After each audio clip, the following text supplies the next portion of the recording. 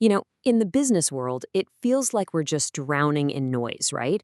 You've got tweets, reviews, analytics, expert opinions. It's just this constant flood of feedback coming at you. But here's the real billion-dollar question.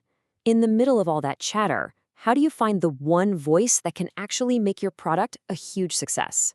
Well, today, we're going to find that signal. And that's really the big question, isn't it? Most companies, well, they tend to fixate on the loudest voices. The big shot influencers or the super fans who love everything you do. But honestly, that's a classic trap.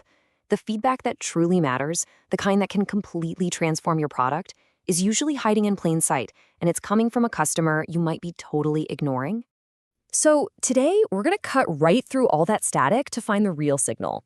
We're going to introduce you to a very specific, and I mean incredibly valuable type of customer that most companies just completely overlook. They're called the catalytic customer. And figuring out who they are, and just as important, who they aren't, well, that can change everything. Okay, so sometimes the best way to really get what something is to first understand what it isn't.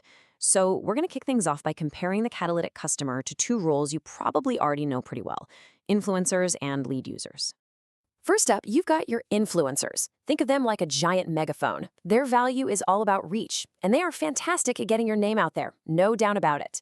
But a catalytic customer, they're more like a master watchmaker. They're not focused on broadcasting. They are absolutely obsessed with the inner workings of the product and the entire category it lives in. See, their goal isn't to amplify, it's to perfect. Yeah, this quote just nails it. An influencer helps you get seen. A catalytic customer forces you to get better. They give you that critical, sometimes kind of tough feedback that pushes a product from just being well-known to being truly indispensable. It's really the difference between getting attention and actually evolving. Okay, so what about lead users? Now, this one's a little closer, since both of them are super engaged. But think of lead users as inventors. They are way, way out ahead of the curve. They're already building their own solutions for problems the rest of us won't even know we have for years. Catalytic customers, on the other hand, they are masters of the present. They're not inventing the future. They're busy perfecting what's here right now, making it work better for everyone. And that, right there, is the perfect way to sum it up. A lead user, they show you the road you're going to need to travel in, say 5 years. But a catalytic customer, they show you how to win the race on that road today by making your product more practical, more usable, and just perfectly lined up with what real people actually need. All right, next up, let's look at two more profiles that often get mistaken for catalysts: early adopters and subject matter experts. And again, the differences here, they're subtle, but they are absolutely crucial. We all know these folks, right? The early adopters. They're the ones camping outside the store for the new phone. They are driven by novelty. They just love the new shiny thing. And they're totally willing to put up with bugs and flaws just to be first. But here's the catch. They often move on just as fast to the next new thing. Catalytic customers are different. They're not chasing novelty. They are chasing lasting utility. They actually stick around, giving you deep, critical insights on how the product performs over time, in the real world. And wow, this is a trap that so many companies fall right into. They see that first burst of excitement from early adopters and they just assume they've got a hit on their hands. But that excitement can be so fleeting. The deep, sustained engagement you get from a catalytic customer is a much, much better predictor of long-term, mainstream success. And finally, let's talk about subject matter experts. These are the people with all the credentials and the deep theoretical knowledge. They can explain perfectly, on paper, how a product should work based on all the established frameworks. But a catalytic customer's authority? It comes from a totally different place: active, real-world use. They don't tell you the theory, they show you what actually happens when your product smacks into the messy reality of daily life. And here's the bottom line. An expert's knowledge can be abstract, but a catalyst's knowledge is grounded in real, practical experience. And when you're trying to fix a real-world problem for a real-world user, that hands-on insight is pure gold. Okay, so we've kind of cleared the ground here. We know they aren't influencers, they aren't lead users, not early adopters, not experts.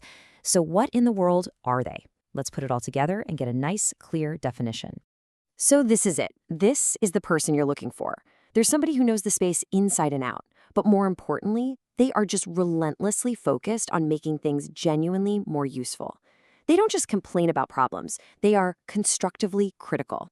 helping you find that elegant solution and cut through all the feature bloat to focus on what truly matters. So let's do a quick recap of these key distinctions. Influencers build buzz. Catalysts build better products. Lead users invent the future. Catalysts perfect the present. Early adopters chase novelty. Catalysts demand utility. And all this brings us to what might be the biggest misconception of all. This is the final and probably the most common trap. It's so easy to just think, oh, okay, you just mean our biggest fans, right? Our most loyal customers. But the truth is, it's a lot more complicated and honestly, a lot more valuable than that. And here is the absolute kicker. Catalytic customers are loyal to utility, not to a specific brand. Their constant search for the best possible solution means they might be using your competitor's product right now, simply because it works better for them. They aren't your fans. They are fans of what works. And that means some of the most important voices you need to be listening to are probably not even in your database. So this is where it all gets real. Now that we have a pretty good idea of who these people are, the real question is, are you actually set up to listen to them? Take these 4 questions back to your team. Seriously, do it this week. First, who are you really listening to and why? Second, is their feedback actively shaping your product, or are they just reacting to what you've already built? Third, what's their motivation? Is it novelty, their own visibility, or genuine product improvement? And finally, does their input actually help you think better, or does it just add more to the to-do list? This simple little audit can reveal if you're tuned into the signal or if you're just lost in the noise. So I'll leave you with this final thought. Once you filter out all the noise from the influencers, the trendsetters, and even the tenured experts, I want you to take a really hard look at whose voice is left. Because finding and truly listening to your catalytic customers, that isn't just another business strategy. It's the defining difference between a product that's merely popular and one that becomes truly essential. So which voice will you choose to listen to?